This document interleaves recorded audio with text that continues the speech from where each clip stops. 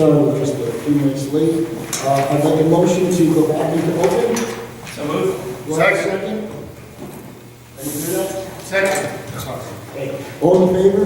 Aye. Okay, we're back in session. We are in executive session for the purpose of personnel and attorney-client privilege. No action will be taken.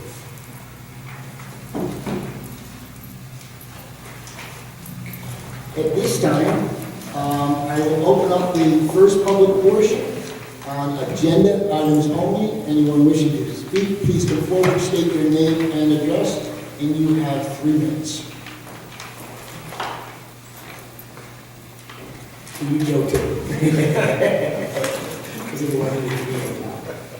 Seeing none, I will close the first public portion. At this time, we'll go into committee reports.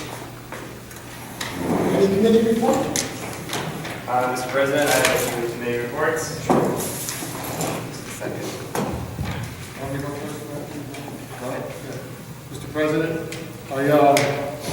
I attended a wonderful event last week with the superintendent in the Union County School Board Association 2019 Unsung Heroes Recognition Program. And if I'm going to, I hope I pronounce his name, Axel Marino from Roselle Park. What a wonderful, I tell you what, I've been to a lot of programs and recognition programs, and I'm 56 years old, let's say, and this is one of the most outstanding things I've seen, and I don't think we do it enough. And 3 times that night, I get choked up a lot, I admit that, and this young man's life from the borough of Roselle Park School District was just out of this world, and rightfully so deserved. It was amazing, all the students from across Union County, the stories, and I was just amazed. And I told my wife and said, there's only a handful of people there, and I hope anybody can attend it next year. I don't know if they floated around, Mr. Superintendent, around the school districts, but just I was overwhelmed, and wow. So that's the end of my report. Thank you. Mr. Langen? All right. I've had a busy 3 weeks, so forgive me, this gets a little long. First, with my personnel committee hat on, I'll say that I observed 11 interviews of applicants for our business administrator position, as did Mr. Signorello. We met a lot of interesting people, learned a lot about the process, and we learned really how lucky we are, or how lucky we have been to have had such a reliable and dependable BA, Mr. Gerson. So Mr. Greer will probably fill in more about that process. Now with my mayor and council liaison hat on March 4th, Mr. Garrido, Mr. Garcio, Mr. Miller, Mr. Hemingway, and I all went over to Borough Hall for a meeting. I called it the BOE MNC Summit on Pilots. I want to thank Mayor Signorello, Councilman DiOrio is here tonight, Borough Clerk Andrew Casillas, and Borough CFO Ken Blum for agreeing to meet with us. We exchanged a lot of information, a lot of opinions, and we agreed to continue to meet. I hope that we can continue to communicate, to show unity in our public actions, and to hash out differences governing body to governing body. I also attended the public redevelopment meeting last Thursday, at which the borough's professionals presented numbers and information regarding the Sullivan redevelopment and impending pilot. So here's what I've learned over the past couple of weeks. A pilot abates the taxes only on the improvement to the property, not the underlying land. So the property taxes on the land, they continue to be collected and distributed in the conventional way. As a result of the improvement, the underlying land may be assessed at a higher value than without the improvement. Also, the majority of the apartments are designed and priced to attract high-income singles and couples with few, if any, school-age children. So what really matters for us are basically 2 numbers. What will be the new assessed value of the land under the apartment buildings, and also how many school-age children will actually be living in the building, right? So the borough's professionals, these are the experts the borough hires to tell them their expert opinions on these things. Their estimates are, and if they're on target, it seems like the increased revenue we would, resulting from the higher land value, should cover the marginal costs of educating the school-age children living in the building. However, as the great philosopher Yogi Berra said, predictions are hard, especially about the future. And so that's an information that's still uncertain.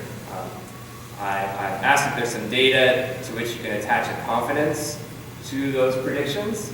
I would love to see more of that. Right? That's still something we're going to have to work out. So lastly, I'll say I volunteered as a picture person at Robert Gordon and Sherman School today. I visited all 5th grade classrooms and presented pictures by MC Escher. This is a great program, and anyone can be involved within it. You don't have to be an artist or a teacher. You don't even have to like art. You can fake that, I suppose, if you want. Anyone who's interested in taking part in this program, talk to Ellen Margarita or Al Wolkoff about it. And that is the end of my report. Thank you. Very busy. Any other committee reports? Hearing none, we'll move on to the superintendent's report. Mr. Green. Thank you, Mr. Holmes. Good evening, everyone. As part of the Anti-Bullying Bill of Rights of 2012, it is required that the anti-bullying coordinator, Mrs. Ellen Backer, report to the board and to the public the harassment, intimidation, bullying investigations, trainings, and programs. So I would ask Ms. Backer to please report on those items. Thank you. Thank you, Mr. Grillo. Good evening, everybody. It's also required under the Public School Safety Law, which is a relatively new reporting requirement for bullying, harassment, and intimidation. So this reporting is from September 1st through December 31st, 2018, the first half of this school year. And at that time, we had 2 harassment, intimidation, and bullying investigations, only 2, which is a marked improvement over the same time period in the past 6 years since this law was implemented.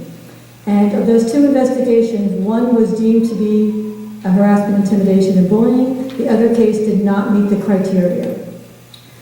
Those investigations are always headed by our anti-bullying specialists in each building, which is Allison Canarak at Robert Gordon, Jamie Halpern at Sherman, Carolyn Robbins at Aldine, Kathy Pons at the middle school, Allison Andrea Cosadoy at the high school, and Kelly Tiffany at the academy. Whenever we have an HIV investigation, and whether it's found to be or not, there's usually some kind of consequence, because there's often, even if it's not found to be HIV, there could very likely be a code of conduct violation. So even though it might not rise to the level to meet the criteria, there usually is something that happened that we need to address. And those consequences in these 2 investigations were always parent contact in the parent conference, education with our anti-bullying specialists, which is really the key to help them understand the behavior of both the victim and the alleged bully. And in one case, there was morning detention, several morning detentions issued. And of course, if the behavior escalates or the allegations are serious enough, then the consequences would, of course, be appropriate for the situation. So we are also required to do trainings and programs every year for our students and our staffs about not only what does HIV look like, but we also do a lot of things. Mostly we focus on school climate and culture, because if we create a positive school climate and culture, then that usually correlates with lower HIV cases. So some of the things that we did this first half of the year, at the elementary, they always do with the Start With Hello initiative, which is encourages students to interact and meet each other. They did a kindness challenge, which included assemblies, a walkathon, and there's always ongoing character education lessons in all the classrooms across the elementary schools. The middle school had a program which really addressed not only bullying, but our suicide requirements as well. That's a big component, with an assembly called Mallory's Army, which was really brought to us, introduced to us by the police department, the Roseville Park Police Department. They encouraged us to have this assembly, and it was very powerful for our middle school students. The mother of a young middle school student in New Jersey who was harassed and bullied, and she eventually took her own life as a result of that. So this mother's crusade is to go around to elementary, public, middle schools to talk about that issue and raise awareness. At the high school, we had an assembly called Breaking the Cycle, which was really impactful, and it's always I'm really proud of this one because it's one of the only times that we bring our whole student population into the gymnasium at one time, except for pep rallies. And pep rallies are crazy, fun, and our students know that. And then this was also an opportunity, you couldn't hear a pin drop,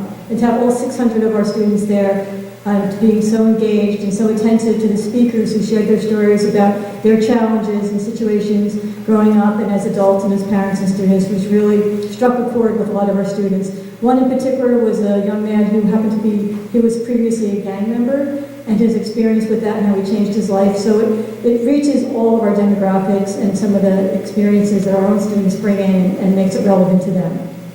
We did a district initiative, which was, I can only describe as joyful, actually. It was for Week of Respect, which is a mandated state activity. You have to do activities for a Week of Respect. So this year we did a program called Chalk It Up, and all our anti-bullying specialists, we meet at the beginning of the year, we said, how can we make this across the district so we're not working in isolation? So what we did is created a schedule where every school went to a different school. So whether you walked from Aldine to the high school, or you got bused from Sherman to the academy, or wherever it was, our students were interacting, and they went outside with chalk, and they just spent maybe an hour writing positive messages and pictures on the sidewalks and walkways in front of the building. So when the rest of the students came out, they got to see this colorful display of positivity. And so we had a bunch of elementary students come to the high school, and there were special ed students and the counselors and teachers, and the police were there because they escorted, and they just filled up the whole driveway and the walkways. So when the rest of the students came out, they were like so pleasantly surprised by that. And just seeing the high school students working with the elementary students and down on the ground coloring and kind of collaborating on what they should draw was just really such a positive, wonderful thing. Because one of our focuses this year is to create connections, make people feel connected to their building, to their school, to their community.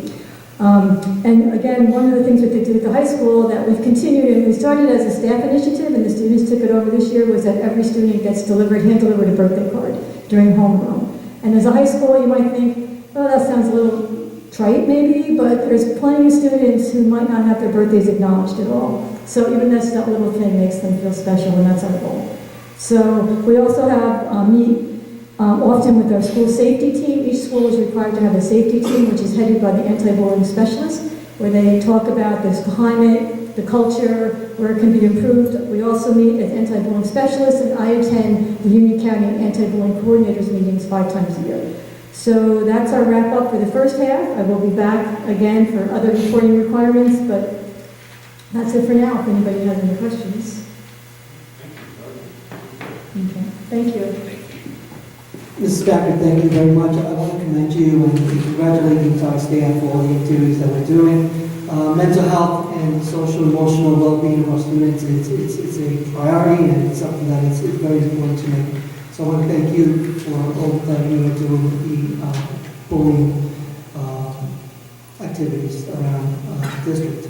This is something that obviously Mrs. Signorella did describe that young man who's very impressive, and I agree with Mr. Signorella.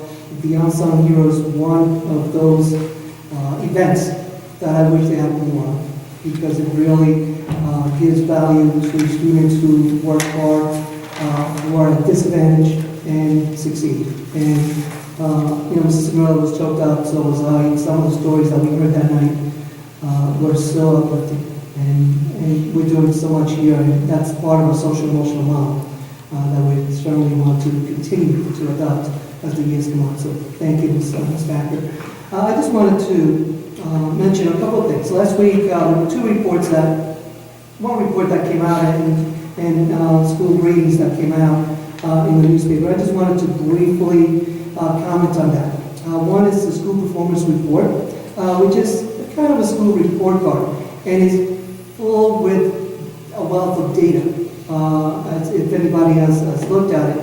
And obviously, one of the data is our test scores and our student growth in those tests, as well as this chronic absences and so forth. Most of our schools did very well. Our math scores, we either met or exceeded target in the majority of our school district. ELA, There was, some areas that we can improve, did not meet target in some of the subgroups, because they do break it up to subgroups, and for obvious reasons.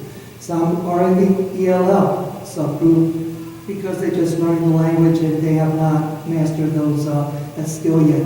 And the other one was in a special education subgroup. So we will continue to work with the subgroups. I have been meeting with the administrative team to come up with plans and to truly analyze the data that's out there. We live in a world of data, we look at it, we take it, we digest it, and we plan, and we execute where we need to do that. The first May meeting, I will present to the board and to the public a PowerPoint presentation, the school performance report, just to help everyone interpret those scores. We will send information home that came right from the state, letters to help the parents interpret it, but I will help the board and the public interpret those all that data that came out in a PowerPoint presentation in May. Another thing that came out last week was, as they do every year, based on points that you get from this school performance report, is really a ranking of the different schools, or they give them a score based on all this data that's included in the school performance report. I'm happy to report the majority of the schools doing very well. They have very solid scores in the 60 percentile. One of the schools, I believe, was in the 70s percentile, which, if we look around and look at all the other districts, even some of the districts that may be a little bit more affluent and have more resources, did not fare as well as some of our buildings did. And so we will continue to work. This is just a brief information that I wanted to give out, and it will be more deeper when I present in May. And just to follow up on Mr. Langen's, we are in the process of the very difficult task of replacing Mrs. Gresham, which is going to be very difficult to do. Just as Mr. Langen mentioned, we had our first round of interviews the past 2 weeks. We are ready to begin second round interviews. We have 6 candidates that we will look at and we will bring back. So, hopefully I can have some news for you in the coming weeks in terms of Mrs. Gresham's replacement. But for now, we're still going through the process. Thank you. Thank you, Mr. Rizzo. At this time, we'll move on to the agenda part. First on the agenda is policies, items 1 through 2. Item 1, district policy, second reading of 5118. And number 2 is district policy, second reading 5142.2. Do I have a motion? Make the motion. Do I have a second? Second. Any comments? Roll call, please. Vice President Signorella? Yes. Ms. Carlstrom? Yes. Ms. Falcon? Yes. Mr. Hemingway? Mr. Langen? Yes. Mr. Miller? Yes. Ms. Powers? Mr. Santangelo? Yes. President Harms? Yes. Roll call, motion carries. Thank you. Now we're on to the consent agenda. Under personnel, items 3 through 10. Item 3, district substitutes. 4, staff resignation. 5, staff appointments. 6, maternity leave of absence. 7, maternity leave of absence extension. Number 8, staff retirement revision. Number 9, sick day bank. Number 10, change assignments. Do I have a motion? I'll make that motion. Do I have a second? Second. Any comments? Hearing none, roll call, please. Vice President Signorella? Yes. Ms. Carlstrom? Yes. Ms. Falcon? Yes. Mr. Hemingway? Mr. Langen? Yes. Mr. Miller? Yes. Ms. Powers? Mr. Santangelo? Yes. President Harms? Yes. Roll call, motion carries. Next on the agenda is education, items 11 through 14. Number 11, education programs. 12, educational trip request, 13, workshop attendance request, and 14, curriculum adoption. Do I have a motion? Motion. Do I have a second? Second? Any comments? Hearing none, all in favor? Aye. Anyone opposed? Motion carried.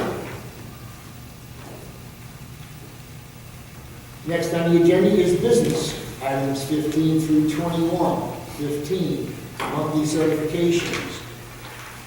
16, use of buildings and grounds, which is a long one. Holy smokes. 17, approval of bills. 18, public budget hearing. 19, approval of minutes. 20, approval of transfers. And 21, secretary treasurer's report. Do I have a motion? I will make that motion. Okay, do I have a second? Second. Any comments? Yes, I just have, I'm pretty sure there's a date wrong, so it's on the new agenda. I get the NO. I'm pretty sure this event is the 6th of, June 6th. It says, What letter is that? I'm sorry, Work family connection? yes. Yeah, it's a Thursday night. So, how many guys, folks want to do it? Someone could check, it's June 6th, Thursday evening. Work family connection submitted Sunday, June 9th.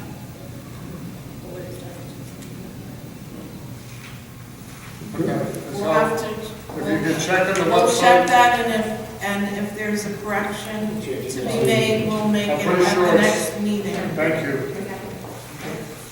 Thank you, Mr. President. Thank you. Any other catches? Hearing none? Let's see. All in favor? Aye. Anyone opposed? Motion carries. Oh, that was supposed to come on. Okay. Next on the agenda is tentative budget, and this is item 22. Do I have a motion? Make a motion. Do I have a second? Second. Any comments? Mr. President, I have a comment. Sure. I was not able to attend the budget workshop meeting last week, but I understand there's good news, and I do appreciate the work of the Finance Committee and this as administrator in proposing a budget with a flat tax increase. No tax increase. Thank you. I do have a comment. We had a budget hearing last Tuesday. I was kind of disappointed that we only had 2, 3, 4 people in attendance. Out of the 4, there were, I know everybody who attended was our residents, but these are residents. The other one were council members or other dignitaries in the community. So with that said, just kind of a little disappointed that everybody wants to, us to cut the budget. We've done a great job on it. And yes, we did receive some money, but we're doing some great things with the extra money that we're getting for our students. And this budget will prove that there are many things coming down the line to help educate our children in a better way. But again, disappointing that we are at a 0 impact to our tax increase. So again, but great job on the budget committee and again, still great job. it's always great guy. She does a great job, and I'm sure it was. It's hard not to when you get the good news. Well, you've done it when we didn't have such great news either. We've worked it out for us to keep it down as low as possible. So again, with that said, roll call, please. Vice President Signorella? Yes. Ms. Carlstrom? Yes. Ms. Falcon? Yes. Mr. Hemingway, Mr. Longen, Yes? Mr. Miller, Yes. Ms. Powers, Mr. Santangelo, Yes. President Harms. Yes. Roll call, motion carries. Okay, we will move on to any continuing business.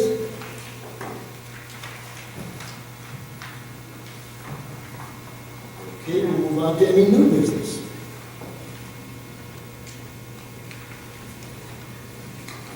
Okay, we'll move on to the second public portion of the meeting. Anyone wishing to speak, please come forward, state your name and address. You can speak on any topic, and you have 3 minutes to speak on that.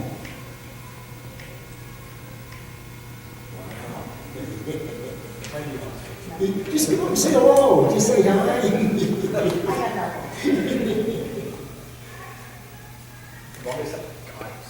I'm not shy.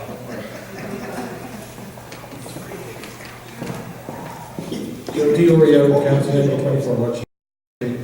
Just briefly, I want to thank Pedro Garrido for meeting with me, or Superintendent of Schools for meeting with me to discuss the review of the apartments that we currently have in Roseland Park.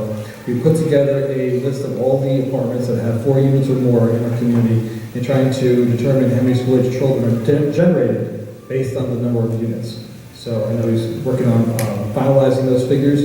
I think that'll help us maybe give us some indication of how dense a development would be, including maybe information on rental prices, number of units, size of units in determining the future development of Roseland Park. So we are working on some data. Just a quick, I know at Thursday's meeting, some people were saying in the audience that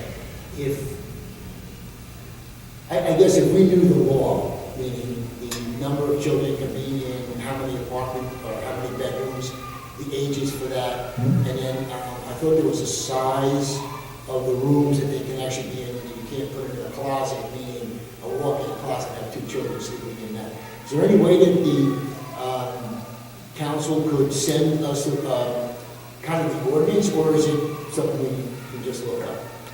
No, easier for us to just give it to you. Okay, can that be, can you handle it for us to have somebody send it to us, this way we'll know? Yeah, when the question comes up, you And I have. guess what I'm going with this, and it was suggested that night also, if you, when we have registration, we have registration every year, so we have that child A comes in and they live at 321 Bloom Street. And then the next one comes in and they live at 321 Bloom Street. And another one comes in Bloom Street, and here we say, oh, wait a minute, this is only a 1-bedroom apartment. Or this is a 2-bedroom apartment, and here we have 2 high school kids. Okay, that could be some kind of a flag for us. So we had some extensive conversations about that. Okay, so- maybe after the meeting. Okay, so I'm trying to help the board, because if they live in town and they're legal with it, meaning living in a correct, we have to educate. And so I don't want to have anything to where we're start going like this and just plucking and seeing that we don't have to educate them, because it's our responsibility to educate people, the children of those other parts. So if you could do that, I appreciate it. Sure. I'll ask the municipal land use board chairman to maybe he has that information. He doesn't. He doesn't. Thank you, board members. Thanks. Anyone else? Seeing none, hearing none, at this time, unless there's any other thing, I will ask for a motion to adjourn, and remembering that next Tuesday is our next meeting. Right now, it should be 7 o'clock unless something comes up. So do I have a motion to adjourn? So moved. Second. All in favor? Aye. Anyone nay? Nay. Have a good night, everybody. Drive safe.